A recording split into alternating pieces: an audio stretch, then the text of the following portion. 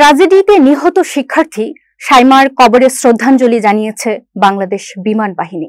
সোমবার দুপুরে গাজীপুর মহানগরীর কাউলতিয়া এলাকায় সামরিক সম্মান জানিয়ে গার্ড অব অনার প্রদান করেন একে খন্দকার বিমান ঘাঁটির উইং কমান্ডার সিপিএম গোলাম সাদিক। এ সময় উপস্থিত ছিলেন নিহত সাইমার বাবা শাহ আলম, ফ্লাইং অফিসার শাহরিয়ার হোসেন মেহেদী সহ বিমান বাহিনীর সদস্যরা। উইং কমান্ডার গোলাম সাদিক জানান, মর্মান্তিক এই দুর্ঘটনার কারণ জানতে তদন্ত কমিটি কাজ করছে, দ্রুতই বিস্তারিত জানা যাবে। তিনি নিহত পরিবারের সদস্যদের সশস্ত্র বাহিনীতে চাকরি দেওয়ার আশ্বাসও দেন। তিনি জানান, গাজীপুরের মাইলস্টোন দুর্ঘটনায় নিহত আরো 2 শিক্ষার্থীর কবর জিয়ারত ও পরিবার পরিজনের সঙ্গে সাক্ষাৎ করবেন।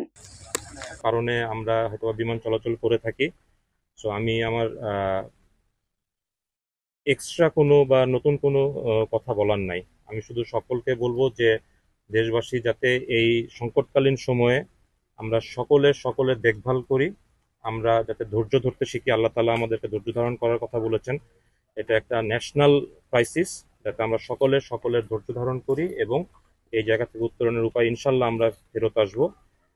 আমাদের সরকার প্রধান বলেন, আমাদের বিমান বাহিনী প্রধান বলেন, সেনাবাহিনীর প্রধান বলেন, সকলের নির্দেশনাতে ইনশাল্লাহ আমরা একসাথে জোট হয়ে আমরা আমাদের শোককে আমরা শক্তিতে রূপান্তরিত করবো ইনশাল্লাহ।